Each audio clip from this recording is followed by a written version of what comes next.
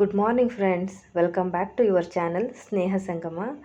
ಈ ದಿನ ವಿಶೇಷವಾಗಿ ಭೀಮನ ಅಮಾವಾಸ್ಯೆ ಇದೆ. ಎಲ್ಲರಿಗೂ ಭೀಮನ ಅಮಾವಾಸ್ಯೆ ಮತ್ತು ಸ್ನೇಹಿತರ ದಿನದ ಶುಭಾಶಯಗಳು. ನಿಮ್ಮೆಲ್ಲರ ಸ್ನೇಹ ನನಗೆ ಸಿಕ್ಕಿರೋದ್ರಿಂದ ನಾನು ತುಂಬ ಖುಷಿಯಾಗಿ ಈ ದಿನವನ್ನು ಆಚರಣೆ ಮಾಡ್ತಾ ಇದ್ದೀನಿ. ಈ ವ್ಲಾಗ್ನಲ್ಲಿ ನಾನು ನಿಮ್ಮ ಜೊತೆ ನನ್ನ ಮೊದಲ ವಿಮಾನ ಪ್ರಯಾಣವನ್ನು, ಅಂದರೆ ನನ್ನ ಕುಟುಂಬದಿಂದನೇ ಮೊದಲ ವಿಮಾನ ಪ್ರಯಾಣ ಇದಾಗಿದೆ, ಇದನ್ನು ಹಂಚ್ಕೊಳ್ಳೋದಕ್ಕೆ ತುಂಬ ಸಂತೋಷ ಪಡ್ತೀನಿ.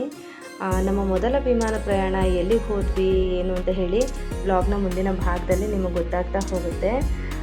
ಮತ್ತು ನಮ್ಗೆ ಇನ್ನೊಂದು ವಿಶೇಷವಾಗಿ ನಮಗೆ ಅನುಕೂಲ ಆಗಿದ್ದೇನು ಅಂತಂದರೆ, ನಮಗೆ ಟರ್ಮಿನಲ್ 2 ಇಂದ ಫ್ಲೈಟ್ ಇತ್ತು. ಹಾಗಾಗಿ ನಾವು ಟರ್ಮಿನಲ್ 2 ಅನ್ನು ಕೂಡ ಎಕ್ಸ್ಪ್ಲೋರ್ ಮಾಡೋದಕ್ಕೆ ನೋಡೋದಕ್ಕೆ ಆಯಿತು ಫ್ರೆಂಡ್ಸ್. ತುಂಬ ಅಂದರೆ ತುಂಬ ಚೆನ್ನಾಗಿದೆ. ಬೆಂಗಳೂರಿನ ಒಂದು ಕೆಂಪೇಗೌಡ ವಿಮಾನ ನಿಲ್ದಾಣದ ಟರ್ಮಿನಲ್ 2 ತುಂಬ ಚೆನ್ನಾಗಿದೆ. ನೋಡ್ತಾ ಇರ್ಬೋದು ನೀವು, ಎಷ್ಟು ರಾಯಲ್ ಆಗಿ ಅಂತ ಹೇಳ್ಬೋದು, ಆ ರೀತಿಯಲ್ಲಿ ಟರ್ಮಿನಲ್ 2 ಅನ್ನು ತುಂಬ ಚೆನ್ನಾಗಿ ನಿರ್ಮಾಣ ಮಾಡಿದ್ದಾರೆ. ಇದು 255,000 ಸ್ಕ್ವೇರ್ ಮೀಟರ್ ಇದೆ ಈ ಟರ್ಮಿನಲ್ 2. ಮತ್ತು ಇದು ಮುಖ್ಯವಾಗಿ 4 ಸ್ತಂಭಗಳ ಮೇಲೆ ಇದು ರಚಿತವಾಗಿದೆ. ಏನು ಅಂತಂದರೆ ಗಾರ್ಡನ್ನು, sustainability, technology, art and culture ಇದೆಲ್ಲವನ್ನು ಒಗ್ಗೂಡಿಸಿಕೊಂಡು ಈ ಒಂದು ಟರ್ಮಿನಲ್ 2 ಅನ್ನು ನಿರ್ಮಾಣ ಮಾಡಿದ್ದಾರೆ. ನಮ್ಮ ರಾಜ್ಯದ ಶ್ರೀಮಂತ ಸಂಸ್ಕೃತಿಯನ್ನು, ಇತಿಹಾಸವನ್ನು ಬಿಂಬಿಸುವಂತೆ ಇದು ನಿರ್ಮಾಣ ಆಗಿದೆ ಫ್ರೆಂಡ್ಸ್. ಮತ್ತು ಒಳಾಂಗಣ ಹೆಚ್ಚು ಸಹಜವಾದ ವಸ್ತುಗಳಿಂದ ನಿರ್ಮಾಣವಾಗಿದೆ. ಬಿದಿರು, ಹೂವಿನ ತೋಟಗಳಿಂದ ಶೃಂಗರಿಸಲ್ಪಟ್ಟಿದೆ. ದೇಶ ವಿದೇಶಗಳಿಂದ ಆಗಮಿಸುವಂತಹ ಯಾತ್ರಿಕರು ಬೆಕ್ಕಸ ಬೆರಗಾಗಿ ನೋಡಿ ತಲೆದೂಗಬೇಕು. ಆ ರೀತಿಯಲ್ಲಿ ನಮ್ಮ ಬೆಂಗಳೂರಿನ ಟರ್ಮಿನಲ್ 2 ವಿಮಾನ ನಿಲ್ದಾಣ ಇರೋದು ಕನ್ನಡಿಗರಾದಂತಹ, ಕರ್ನಾಟಕದಲ್ಲಿರುವಂತಹ ನಮ್ಮೆಲ್ಲರ ಒಂದು ಹೆಮ್ಮೆ ಅಂತಲೇ ಹೇಳ್ಬೋದು. ಇಲ್ಲಿ ಅಸಂಖ್ಯಾತ ಡಿಪಾರ್ಚರ್ಸ್ ಮತ್ತು ಈಸಿ ಅರೈವಲ್ಸ್ ಇವೆಲ್ಲನೂ ಕೂಡ ಇದೆ. ಡಿಫರೆಂಟ್ ಫ್ಲೋರ್ಸ್ಗಳಲ್ಲಿ ಇವೆಲ್ಲನೂ ಕೂಡ ನಿರ್ಮಾಣ ಆಗಿದೆ. ನೋಡೋದಕ್ಕೆ 2 ಕಣ್ಣು ಸಾಕಾಗಲ್ಲ ಅಂತ ಹೇಳ್ಬೋದು. ಇಂದ್ರಪ್ರಸ್ಥ ತುಂಬ ವಿಶೇಷವಾಗಿತ್ತು ಅಂತ ಹೇಳ್ತಾರಲ್ವ, ಅದನ್ನು ನಾನು ಹಾಗೆ ಅಂದ್ಕೊಂಡೆ. ಇಂದ್ರಪ್ರಸ್ಥ ಈ ರೀತಿ ಇತ್ತೇನೋ ಅಂತ ಹೇಳ್ಬಿಟ್ಟು, ಅಷ್ಟು ವೈಭವಯುತವಾಗಿ ಇದು ನಿರ್ಮಾಣ ಆಗಿದೆ. ಅಲ್ಲಿ ಬೇಕಾದಂತಹ ಎಲ್ಲ ಒಂದು ಅವಶ್ಯಕತೆ ಏನಿದೆ ಎಲ್ಲನೂ ಕೂಡ ಅಲ್ಲಿತ್ತು. ನೀವು ನೋಡ್ತಾ ಇರ್ಬೋದು, ನಮಗೆ ಬೆಳಗಿನ ಜಾವ 5 ಗಂಟೆಗೆ ಫ್ಲೈಟ್ ಇತ್ತು. ಹಾಗಾಗಿ ನಾವು ಒಂದು 3 ಅವರ್ಸ್ ಅರ್ಲಿಯಾಗಿ ಬರಬೇಕು ಅಂತ ಹೇಳಿ 2:15-2:15 ನಾವು ಏರ್ಪೋರ್ಟ್ ರೀಚ್ ಆಗಿದ್ವಿ. ಹಾಗೆಯೇ ನಾವು ಅಲ್ಲಿ ಎಲ್ಲ ಏನು ಇದೆಲ್ಲ ಮುಗಿಸ್ಕೊಂಡು, ಅಲ್ಲೇನು ಮುಗಿಸ್ಬೇಕು ಕ್ರಿಯೆಗಳನ್ನ ಅವೆಲ್ಲವನ್ನು ಮುಗಿಸ್ಕೊಂಡು ನೋಡಿ ಈ ರೀತಿಯಲ್ಲಿ ಬಂದು ಕೂತ್ಕೊಂಡಾಗ ಎಲ್ಲನೂ ನೋಡಿದ್ವಿ. ನೋಡಿ ಆ ಥರ ದೊಡ್ಡ ಅವಾಗೆಲ್ಲ ಧಾನ್ಯಗಳ ಸಂಗ್ರಹ ಮಾಡ್ತಿದ್ರಲ್ವ, ಆ ಥರ ಕಾಣಿಸ್ತಿದೆಯಲ್ಲ, ಅದೆಲ್ಲ AC. ಎಷ್ಟು ಫ್ಲೋರಿಂಗು, ಕ್ಲೀನ್ನೆಸ್ ಸಹ ಅಷ್ಟೇ ತುಂಬ ಅಂದರೆ ತುಂಬ ಚೆನ್ನಾಗಿದೆ ಫ್ರೆಂಡ್ಸ್. ಹೋದರೆ ಮತ್ತೊಂದು ಸರಿ ಏರ್ಪೋರ್ಟ್ ನೋಡೋಕ್ಕೆ ಅಂತಲೇ ಹೋಗಬೇಕು ಅನ್ನೋ ಮಟ್ಟಿಗೆ ತುಂಬ ಚೆನ್ನಾಗಿದೆ. ಮತ್ತು ಲಾಂಜ್ ವ್ಯವಸ್ಥೆ ಮತ್ತೆಲ್ಲ ಏನು ಹೋಟೆಲ್ಲು, ಕೆಫೆಟೇರಿಯಾ ಎಲ್ಲನೂ ಕೂಡ ತುಂಬ ಚೆನ್ನಾಗಿದೆ. ಈವನ್ ಒಂದು ಟಾಯ್ಲೆಟು ಅಷ್ಟೇ ಎಷ್ಟು ಅಡ್ವಾನ್ಸ್ಡ್ ಟೆಕ್ನಾಲಜಿಯನ್ನು ಅಲ್ಲಿ ಅಪ್ಲೈ ಮಾಡ್ಕೊಂಡಿದ್ದಾರೆ ಅಂತಂದರೆ ನಿಜವಾಗ್ಲೂ ತುಂಬ ನಾವು ಹೆಮ್ಮೆ ಪಡಬೇಕು. ನಮ್ಮ ಒಂದು ಕರ್ನಾಟಕದಲ್ಲೂ ಕೂಡ ಇಂತಹ ಒಂದು ಏರ್ಪೋರ್ಟ್ ಇದೆ ಅಂತ ಹೇಳಿ, ಅಷ್ಟು ಉತ್ತಮವಾಗಿದೆ. ನೋಡಿ ಎಲ್ಲ ರೆಸ್ಟ್ ಮಾಡ್ತಾ ಇದ್ದಾರೆ. ಯಾಕೆಂತಂದರೆ ಅವಾಗ ಸಮಯ 2:30-3 ಗಂಟೆ ಆಗಿದ್ದರಿಂದ ಅಲ್ಲಿ ಕ್ರೌಡ್ ಕೂಡ ಕಡಿಮೆ ಇತ್ತು. ಮತ್ತು ಯಾರು ವೇಟಿಂಗಲ್ಲಿದ್ದರು ಅವರೆಲ್ಲನೂ ಕೂಡ ಈ ಥರ ಮಲ್ಕೊಂಡೆಲ್ಲನೂ ವೆಯ್ಟ್ ಮಾಡ್ತಾಯಿದ್ರು. ಫರ್ನಿಚರ್ಸ್ ತುಂಬ ಚೆನ್ನಾಗಿ ಹಾಕಿದ್ರು.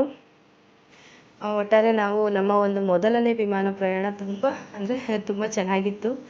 ಒಂದು ಒಳ್ಳೆಯ ಎಕ್ಸ್ಪೀರಿಯನ್ಸ್ ಅಂತ ಹೇಳ್ಬೋದು. ನೋಡಿ ಹರ್ಷಿತ್, ವರ್ಷ ಮತ್ತು ನನ್ನ ಹಸ್ಬೆಂಡ್ ಎಲ್ಲರೂ ಕೂಡ ಕುತ್ಕೊಂಡು ವೆಯ್ಟ್ ಮಾಡ್ತಿದ್ದಾರೆ. ಆದರೆ ನಾನು ಮಾತ್ರ ನೀವೆಲ್ರಿಗೂ ಕೂಡ ಇದನ್ನು ತೋರಿಸ್ಬೇಕು ಅಂತ ಹೇಳಿ ಓಡಾಡಿಕೊಂಡು ನಾನು ನೋಡ್ತಾ ನನ್ನ ಕಣ್ಣಿಗೆ ಏನು ಕಾಣಿಸ್ತಿದೆ ಅದೆಲ್ಲನೂ ವಿಡಿಯೋ ಮಾಡಿ ನಿಮಗೂ ಕೂಡ ತೋರಿಸ್ತಾ ಇದ್ದೀನಿ. ಈಗಾಗಲೇ ಸಾಕಷ್ಟು ಜನ ಟರ್ಮಿನಲ್ 2 ಅನ್ನು ನೋಡಿರಬಹುದು, ಅಲ್ಲಿಂದ ಫ್ಲೈ ಮಾಡಿರ್ಬೋದು. ಆದರೂ ನಾನು ನನ್ನ ಕಣ್ಣಿಂದ ಏನು ನೋಡಿದೆ ಅದನ್ನು ನಿಮ್ಮ ಜೊತೆ ಶೇರ್ ಮಾಡ್ಕೊಳ್ತಿದ್ದೀನಿ. ಇದು ನಂಗೆ ತುಂಬ ಸಂತೋಷ ಕೊಟ್ಟಿರುವಂತಹ ಒಂದು ವಿಡಿಯೋ ಅಂತ ಹೇಳಬಹುದು. ಇದು ಸ್ವಲ್ಪ ಲಾಂಗ್ ಬ್ಯಾಗೆ ನಾವು ಹೋಗಿದ್ದಿದ್ದು, ಆದರೆ ಅದನ್ನು ನಿಮ್ಮ ಜೊತೆ ಶೇರ್ ಮಾಡ್ಕೊಳ್ಳೋಣ, ನನ್ನ ಸ್ನೇಹ ಬಳಗದ ಜೊತೆ ಎಲ್ಲ ಅದನ್ನು ಶೇರ್ ಮಾಡೋಣ ಅಂತ ಹೇಳಿ ಶೇರ್ ಮಾಡ್ತಾಯಿದ್ದೀನಿ ಫ್ರೆಂಡ್ಸ್. ನಿಮಗೆ ಅದೆಲ್ಲ ಇಷ್ಟ ಆಗುತ್ತೆ ಅಂತ ಹೇಳಿ ಅಂದ್ಕೊಳ್ತೀನಿ. ನಾವು ಡೊಮೆಸ್ಟಿಕ್ ಒಂದು ಫ್ಲೈಟ್ಸ್ ಕಡೆಯಿಂದ ಹೋಗ್ತಿದ್ರಿಂದ, ಅಂದರೆ ಇಂಟರ್ನ್ಯಾಷನಲ್ಲೇ ಸಪ್ರೇಟ್ ಇರುತ್ತೆ, ಡೊಮೆಸ್ಟಿಕ್ಕೇ ಬೇರೆ ಇರುತ್ತೆ. ಡೊಮೆಸ್ಟಿಕ್ ಫ್ಲೈಟ್ಸ್ ಏನು ಬರುತ್ತೆ ಅಲ್ಲಿ ಒಂದು ವೇಟಿಂಗ್ ಇದೆ, ಲಾಂಜ್ ಎಲ್ಲ ಇರುತ್ತಲ್ಲ, ಅಲ್ಲಿ ನಾವು ವೆಯ್ಟ್ ಮಾಡ್ತಾ ಇದ್ವಿ. ಈ ರೀತಿ ಎಲ್ಲ ತುಂಬ ಶಾಪ್ಸ್ ಮತ್ತು ಎಲ್ಲ ಇತ್ತು. ಮುಖ್ಯವಾಗಿ ಅಲ್ಲಿ ಗಮನ ಸೆಳೀತಾ ಇದ್ದದ್ದು ನೇಚರ್ ಫ್ರೆಂಡ್ಲಿ ಆಗಿದ್ದಂತಹ ಒಂದು ಇಂಟೀರಿಯರ್. ಬಿದಿರನ್ನೇ ಹೆಚ್ಚಾಗಿ ಬಳಕೆ ಮಾಡ್ಕೊಂಡಿದ್ರು. ಮತ್ತು ಫ್ಲವರ್ ಗಾರ್ಡನ್ ಇತ್ತಲ್ಲ, ಅದೆಲ್ಲನೂ ಕೂಡ ತುಂಬ ನ್ಯಾಚುರಲ್ ಆಗಿತ್ತು. ಈ ರೀತಿಯಲ್ಲಿ ನೋಡಿ ಕೆಳಗಡೆ ಬಂದು ಇಲ್ಲಿಂದ ನಮಗೆ ಡಿಪಾರ್ಚರ್ಗೆ ಒಂದು ಗೇಟ್, ಎಂಟ್ರಿ ಗೇಟ್ ಇತ್ತು. ಹಾಗಾಗಿ ಬಂದು ವೆಯ್ಟ್ ಮಾಡ್ತಿದ್ದೀವಿ. ನೋಡಿ ಈಗೆಲ್ಲ ತುಂಬ ಖಾಲಿ ಇದೆಯಲ್ವಾ, ಆದರೆ ಅಲ್ಲಿ ಒಳಗಡೆ ಹೋಗೋ ಅಷ್ಟರಲ್ಲಿ ತುಂಬ ಎಲ್ಲನೂ ಬಂದು ಸೇರಿದ್ರು. ಹೋದ್ವಿ ನೋಡಿ, ಅಲ್ಲೊಂದು ಸ್ವಲ್ಪ ಫೋಟೋಸ್ ಕ್ಲಿಕ್ ಮಾಡಿಕೊಂಡೆ. ಫೋಟೋಸ್ನೆಲ್ಲನೂ ನಿಮ್ಮ ಜೊತೆ ಶೇರ್ ಮಾಡ್ಕೊಳ್ತಾ ಇದ್ದೀನಿ. ತುಂಬ ಅಂದರೆ ತುಂಬ ಒಳ್ಳೆ ಒಂದು ಎಕ್ಸ್ಪೀರಿಯನ್ಸ್ ಅಂತ ಹೇಳ್ಬೋದು. ನಮ್ಮ ಮೊದಲ ಒಂದು ಫ್ಲೈಯಿಂಗ್ ಎಕ್ಸ್ಪೀರಿಯನ್ಸ್. ಮತ್ತು ಆಕಾಶದಲ್ಲಿ ನಾನಂತೂ ಫ್ಲೈಟ್ ಟೇಕ್ ಆಫ್ ಆದಾಗ ಅಂತಲೇ ಹೇಳಿ ಅಂದಿದ್ದೆ. ಏಕೆಂದರೆ ಅದು ನನ್ನ ಮೊದಲ ಒಂದು ಫ್ಲೈಯಿಂಗ್ ಆಗಿತ್ತು. ಮೇಲ್ಗಡೆ ಹಾರಬೇಕು ಅನ್ನೋ ಆಸೆ ಪ್ರತಿಯೊಬ್ಬ ಮನುಷ್ಯರಿಗೂ ಇರುತ್ತಲ್ವ. ಹಾಗಾಗಿ ಈ ರೀತಿಯಲ್ಲಿ ಹೋದ್ವಿ ನೋಡಿ. ಒಂದು ಹತ್ತಿ ಎಲ್ಲ ಹಿಂಜಿ ಬಿದ್ದಾಗ ಹೇಗಿರುತ್ತೆ ಆ ರೀತಿ ಕಾಣಿಸ್ತಿದೆ ಅಲ್ವಾ ಫ್ರೆಂಡ್ಸ್, ಮೋಡಗಳೆಲ್ಲನೂ. ನಾನಂತೂ ತುಂಬ ಎಂಜಾಯ್ ಮಾಡಿದೆ, ತುಂಬ ಖುಷಿಪಟ್ಟೆ. ಮತ್ತು ಒಂದು ಕ್ಷಣ ಕೂಡ ಕಣ್ಣನ್ನು ಬೇರೆ ಕಡೆ ಕದಲಿಸ್ಲೇ ಇಲ್ಲ. ಪೂರ್ತಿ ನಾನು ಕೆಳಗಡೆ ನೋಡ್ತಾ ಹೇಗೆ ಕಾಣುತ್ತೆ ನೇಚರು, ಮೇಲಿಂದ ಹೇಗಿರುತ್ತೆ ಒಂದು ಎಕ್ಸ್ಪೀರಿಯನ್ಸ್ ಮಾಡೋದು, ಇದನ್ನೇ ನಾನು ಮಾಡ್ತಾಯಿದ್ದೆ ಫುಲ್ಲು. ಮತ್ತು ಕ್ಯಾಪ್ಚರ್ ಮಾಡಿದೆ ಎಲ್ಲ ನಾನು ಆ ಮೂಮೆಂಟ್ಸ್ನ. ಇದು ನನ್ನ ಲೈಫ್ ಟೈಮ್ ಒಂದು ಎಕ್ಸ್ಪೀರಿಯನ್ಸ್ ಅಂತಲೂ ಹೇಳ್ಬೋದು, ಮತ್ತು ಮೆಮೊರಿ ಅಂತಲೂ ಹೇಳ್ಬೋದು. ನೋಡಿ ಅದು ನೀವು ಮೊದಲು ನೋಡಿದ್ರಲ್ಲ ಬಿಲ್ಡಿಂಗು, ಅದು ಅವಾಗ ತಾನೇ ಬೆಳಗಾಗ್ತಿದ್ದಂಥ ಸಮಯದ್ದು. ಇದು ಸ್ವಲ್ಪ ಬಿಸಿಲು ಬಂದಿದೆ. ಅವಾಗ ಹೇಗೆ ಕಾಣಿಸ್ತಾ ಇದೆ ನೋಡಿ ಫ್ರೆಂಡ್ಸ್. ಇಷ್ಟೆಲ್ಲನೂ ನಾನು ಇನ್ನು ಮುಂದೆ ನಾನು ಇದು ಫ್ಲೈಟ್ ಜರ್ನಿ ಮಾಡ್ತಿದ್ದೀನಿ, ಎಲ್ಲಿಗೆ ಹೋದೆ, ಅಲ್ಲಿ ಏನು ಮಾಡಿದ್ವಿ ಎಲ್ಲನೂ ಕೂಡ ಇನ್ನು ನೆಕ್ಸ್ಟ್ ವ್ಲಾಗ್ಗಳಲ್ಲಿ ಬರ್ತಾ ಹೋಗುತ್ತೆ. ನಿಮ್ಮೆಲ್ರಿಗೂ ನನ್ನ ವ್ಲಾಗ್ಸ್ ಇಷ್ಟ ಆಗ್ತಿದೆ ಅಂತ ಹೇಳಿ ಅಂದ್ಕೊಳ್ತೀನಿ ಫ್ರೆಂಡ್ಸ್. ದಯವಿಟ್ಟು ನನ್ನ ಚಾನಲನ್ನು ಸಬ್ಸ್ಕ್ರೈಬ್ ಮಾಡಿ ಪ್ಲೀಸ್. ಯಾಕೆ ಅಂತಂದರೆ ನಾನು ಇದೆಲ್ಲವನ್ನು ನಿಮ್ಮ ಜೊತೆ ಶೇರ್ ಮಾಡ್ತಿದ್ದೀನಿ ಅಂತಂದಾಗ ಒಂದು ಸಾಕಷ್ಟು ಜನ ನೋಡ್ತಿದ್ದಾರೆ ಅಂದರೆ ನನಗೂ ಒಂದು ಮೋಟಿವೇಶನ್ ಇರುತ್ತೆ. ಹೌದಪ್ಪ, ನಾನು ಮಾಡಬೇಕು, ಇನ್ನೂ ಉತ್ತಮವಾದ ಕಂಟೆಂಟ್ ಮಾಡಬೇಕು, ನನ್ನ ಫ್ರೆಂಡ್ಸ್ ಜೊತೆ ಶೇರ್ ಮಾಡಬೇಕು ಅಂತ ಹೇಳಿ ನನಗೆ ಅನಿಸುತ್ತೆ. ಇಲ್ಲ ಯಾರೂ ವಾಚ್ ಮಾಡ್ತಿಲ್ಲ ಅಂದಾಗ ಯಾಕೆ ಮಾಡಬೇಕು ಅನ್ನೋಂತಹ ಒಂದು ನಿರಾಸೆ ಮೂಡುತ್ತಲ್ವ. ಆ ನಿರಾಸೆಗೆ ನೀವು ನನ್ನನ್ನು ದೂರೋದಿಲ್ಲ.